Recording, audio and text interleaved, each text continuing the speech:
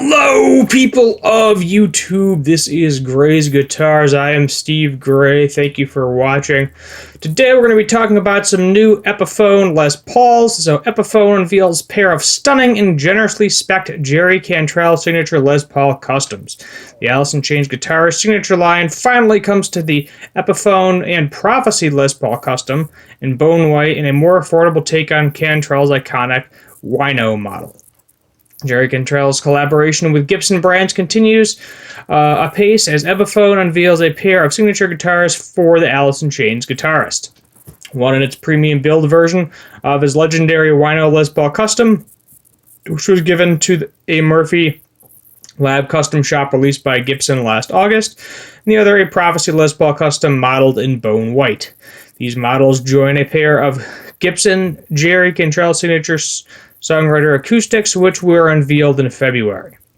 The silhouette and fundamentals of these new Les Paul customs are quite similar. Both have weight relief, mahogany bodies, maple cap. The Prophecy gets the modern, the Wino gets the 9-hole, glued in mahogany necks, artist profile necks, topped with the standard 12-inch radius, ebony fingerboards.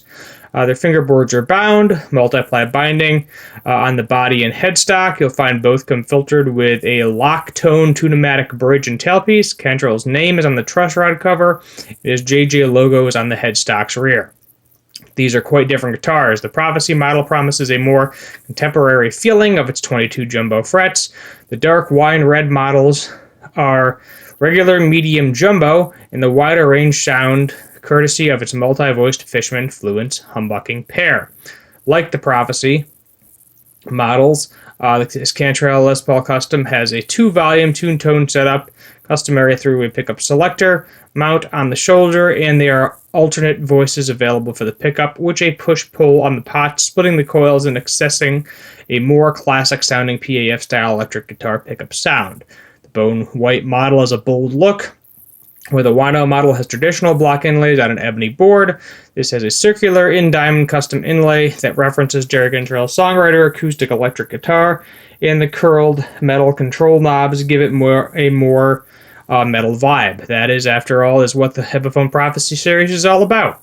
As for the Wino model, it's dark wine red, gold hardware, Grover tuners, stable aromatics here with kidney beans. At this point, it's no surprise that we don't have the Fishman bridge in this. Unfortunately, just, standard. What we do have is dual humbuckers, open coil 98T Pro in the bridge, and an Alnico Classic Pro at the neck, with a typical 2-volume, 2-tone control setup. So no fancy pickups in this, no Seymour Duncans. The Wino has a single-ply pickguard, speed knobs in black. Both guitars ship with hard shell, with Cantrell's name stenciled on the front. It'll be interesting to play both side by side to see how they feel. Different weight reliefs as well. So the Jerry Cantrell Wino Les Paul is priced at $849, and the Prophecy custom is priced at $1,149. Getting a little pricey there, don't you think, Epiphone? A little bit pricey there. $849 for that, I guess I can see. For that price, I honestly, I don't see why they wouldn't. I think he has a Seymour Duncan in the bridge. For that kind of money, you would think they'd be able to afford to, slap one of those bad boys in there. But it's kind of crazy that, did the regular Prophecies come with a case? Let's take a look at the wine red first. 9-hole rate relief mahogany. When I pretty much went through all the specs, he actually doesn't even play either one of these in the videos. I looked at both videos for both of these, does not play them. So binding, 7-ply binding on the top. Okay, you don't see that on a lot of those Epiphone guitars. 5-ply back and headstock, single-ply on the fretboard. So it has an artist profile neck, whatever that means.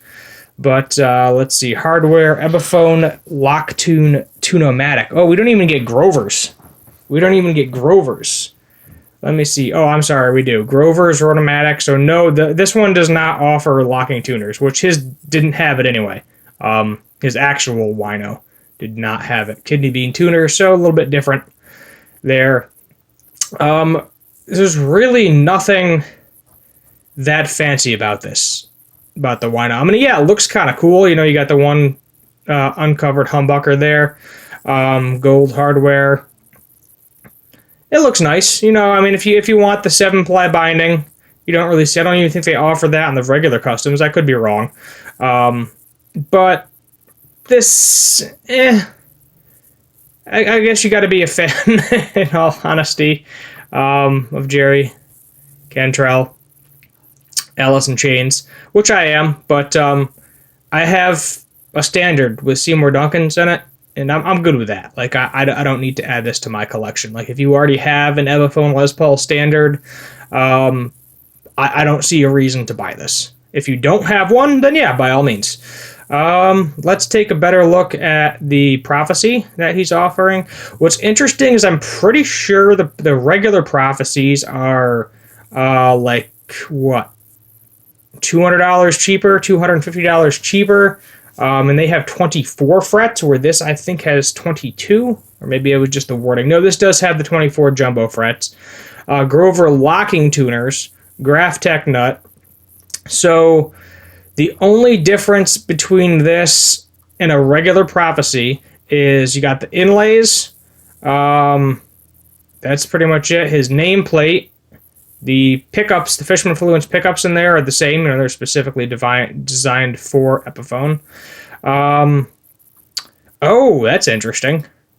No fancy cutaways on the back. We actually have binding on the back.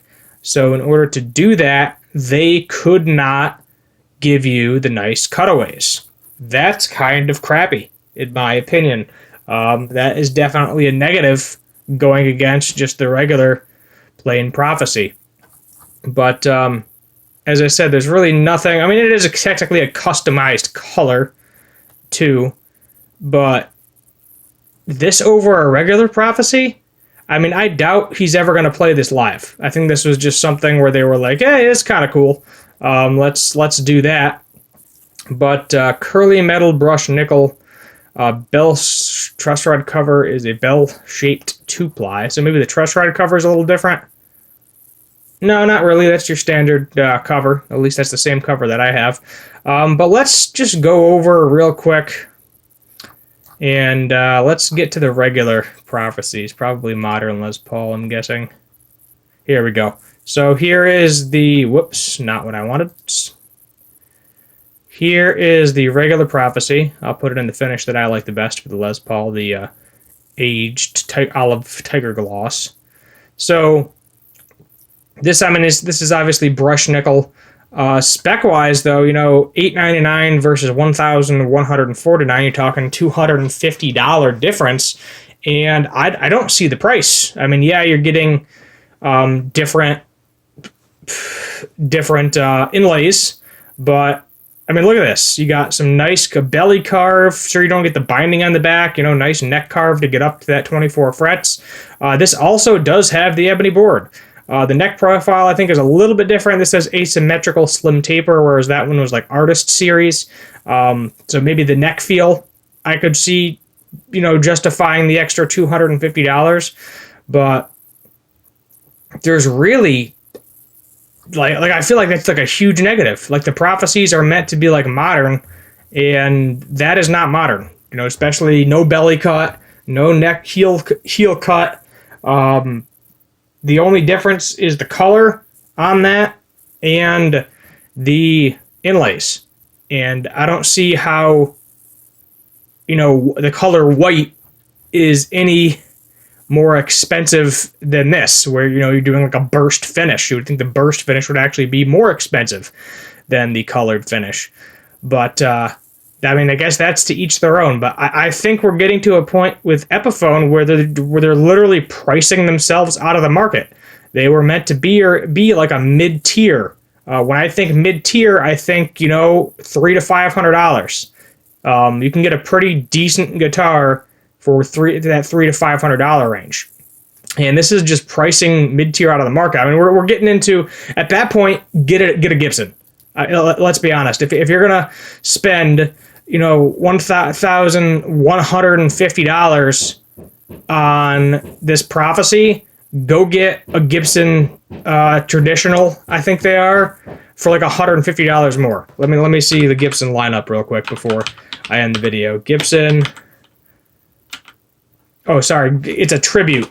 My apologies. The Gibson Tribute.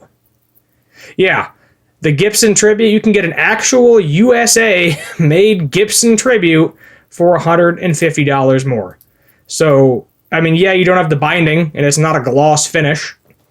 And you're not getting Fishman Fluence pickups, so, I mean, that might be the deal breaker for you. But at this price point, I don't see a reason to buy this unless you're just a big Jerry Cantrell, big Alice in Chains fan. Because to my knowledge, he's never used this live or in a concert. This is just something specific for Epiphone. And it's just priced so expensive where just, spec-wise, get a regular one. You can save yourself $250. Maybe that price is for the case. Maybe the regular Prophecies. They don't really show. Do they show the case? Let me see if they show the case in the video. That'd be nice if they did. I am just going to mute it. Yeah, it's just a standard case with his name on it. There's nothing fancy about it. Let me see if the regular Prophecies come with a case, and that's probably where we're going to end this, because that is just that's too expensive for for these types of guitars. Oh, let's see. Does this come with a case? Let's do the old Control F. Okay, you know what? That's actually... So apparently you're paying $250 for a case. So these don't come with a case. That seems like a lot of money. I can see $100 for, Epiphone case, but you can go buy a hard shell case, just a generic one, for $100. So you're still, $150 cheaper doing that. Or do you really need a hard shell case? You can't put it in a gig bag. Get you... Whatever. Anyway, I'm kind of done with this. Sorry for getting a little ranty there at the end, but if you're new here, subscribe, turn that notification bell, leave a like, comment, share, all that. Let me know what you want me to do for future guitar and music-related videos. My name is Steve Gray. Thank you for watching, and as always...